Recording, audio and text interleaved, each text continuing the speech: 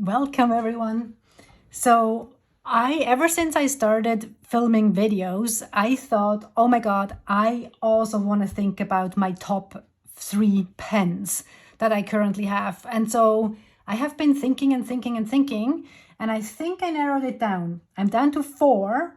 I'm hoping to actually make a decision while I film this video what my top 3 current pens are. The first one, no surprise if anyone has watched my previous videos, is one of my newest acquisitions. And this is the Leonardo Momento 2.0 with the primary manipulation from Jonathan Brooks. And it's just so beautiful. And it's a limited edition. I don't know if this one is number 184 out of 623. And I just look at this. It's so gorgeous. It's absolutely stunning. It's absolutely stunning. Like, I love the coloration on here. It is just so nice.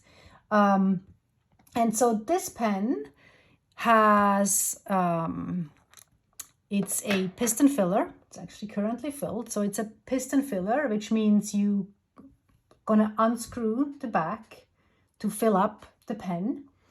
It has a number 6 steel nib. And look at the little, I love the little engravings in it. And it's just so gorgeous. It really is just so gorgeous.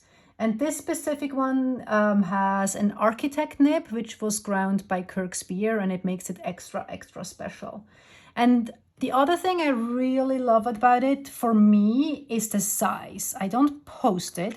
I don't like it posted. It's too long for me posted.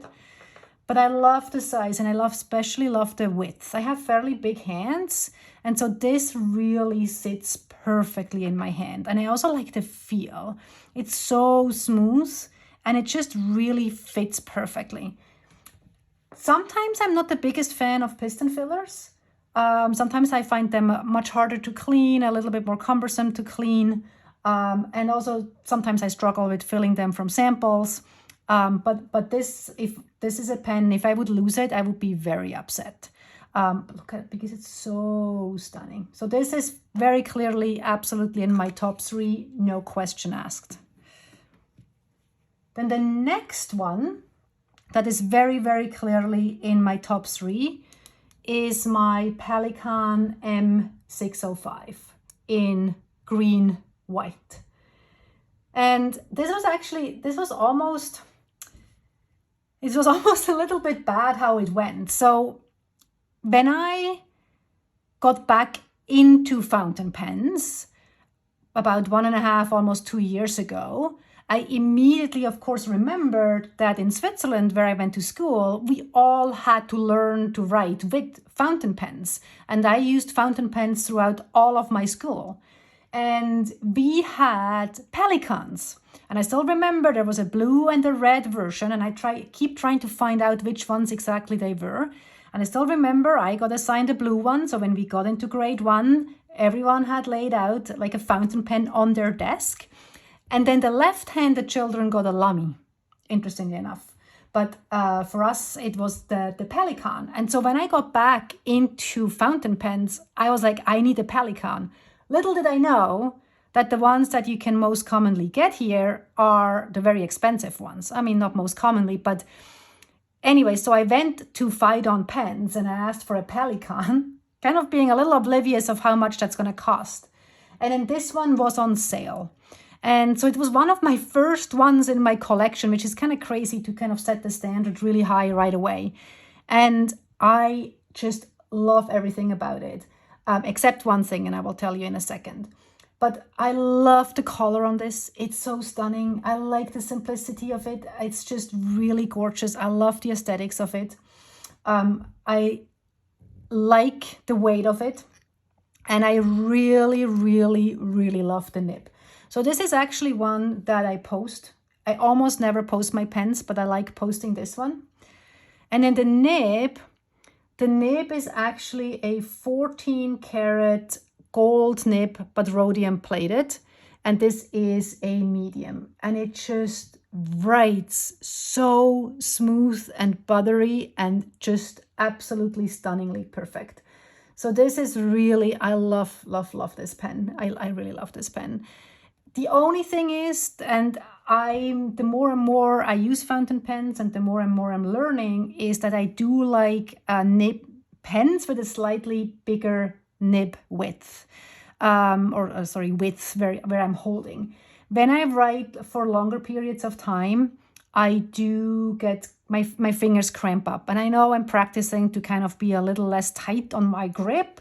But when I get kind of like furiously writing, I kind of tighten up, and then my hand can cramp a little bit. But that is partly also on me. And then sometimes I get really nervous that I'm going to stain it, but I haven't stained it yet. This one is actually also a piston filler. You kind of screw it at the back here and it fills, and it's really hard to see how much ink is in it. You can kind of see through the window just a little bit, but not necessarily. And it's actually super light. It's almost I like a little heavier pens, but there's something look at it. I mean, look at it. It's so cute. I really, really love it. So this is definitely on my top 3. And then it's getting tricky and I cannot decide. So one of the 2 that I'm debating, and actually I should say that Pelican M605 in green white was also a special edition, and this Montegrappa Elmo is also a special edition. This one is the Marshmallow which was a Goulet Pens exclusive, and I apparently like those exclusives. Like, there's something special about knowing there are not that many pens out there that are exactly the same. So I actually had subscribed for a while with the Truefei subscription box, and I can make a video about this another time. But there are some pens that I got introduced to that I will be forever grateful, and then I got also pens that I really just didn't like very much. But there was a Montegrappa Elmo, so I have a second one that was coming with that. And so I knew I will love it. And when this color came out, I just could not resist. It's so fun. It's so fun. I love it. It's like classy but fun and just really, really nice. The one big difference with the Montegrappa is it's quite heavy. And I really, really like the heft of it. It feels so nice to have a slightly heavier pen. This one is a steel nib. It's a Yovo. I think it's a Yovo. It's a number 6 nib. It's gold. It's just gold plated, but it's not gold plated. It's just gold colored, whatever you want to call that. But it's a steel nib, and I have a broad. Or when I should say my Pelican is actually a medium, and then I think I said the Leonardo is a broad architect, and this one is a broad, and this one is a cartridge converter. And this one screws in. I quite like the screw-in ones. And I really like cartridge converters. I find they're just easier to clean. You can kind of easier fill them. So I really don't mind. And I don't tend to worry about having too much inks in my pen because I like changing my colors so much. The only thing is with this one, there's something a little off, which I haven't seen in any other Montegrappas. It's just it's a little bit uneven when it screws on. But so this is one, and I love, so again, I don't post it. This one I don't post. It feels just really nice and heavy, but not too heavy in my hand, and it flows really nice. I love the nib. The nib feels really nice to me. And so this is one of them. But I can't decide when I really have to narrow it down for a top 3, because the other one that I keep reaching for quite a lot is this one. And this one is another exclusive. I see a pattern here which kind of surprised me, which was interesting to realize. I have a very, very hard time resisting exclusives, but I guess it also turns out that I really love them.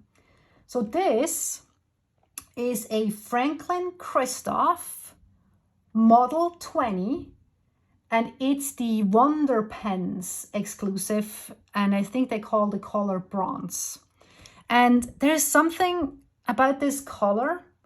Let me get this out of the way so you can see it. There's something about this color and about the feel of the pen that I just really like. There's just something endearing and special about this. It has no clip. I ordered it clipless. It has, it's a push and pull, so there's no, you cannot pull it. It does sometimes dry out, and it is a number 6 nib, and it's a broad. And I think, I'm trying to remember, yes, so this is one that I also actually might post. This is much, much lighter than the Montegrappa, but it feels nice. It feels really nice in my hand. I really like the feel of it. It's a really nice size. Yeah, I really like it. And it is also a cartridge converter. And yeah, there's something really special. And apparently, I didn't try that yet, but apparently you can turn it into an eyedropper, but I haven't tried that. So between these two, push comes to shove, if I have to choose between a top 3, right now, again, this might absolutely change. I mean, I'm so glad this is actually not really a real choice for anything, because I'm having a very hard time deciding. I think I will go with the Montegrappa just because I love this weight. But this is absolutely a runner-up. So here you got it. These are my current favorite top 3 pens. We have 3 exclusives, or limited editions. A Goulet pen exclusive, the Primary Manipulation by Jonathan Brooks exclusive with Leonardo Momento 0. And we have 1 gold nib pen, and then we have 2 steel nibs. We have 2 piston fillers, 1 cartridge converter. We have 1 relatively big one, which I love, 1 a little heavier one, which I love, and then my little one, which just writes absolutely stunningly, and I love the aesthetics and the color of it. So that's it. I would love to hear from all of you who is watching and brave enough, I don't know why you need to be brave, but who wants to comment what your current top 3 pens are. I would love to know. Thank you so much for watching, and I will talk to you soon.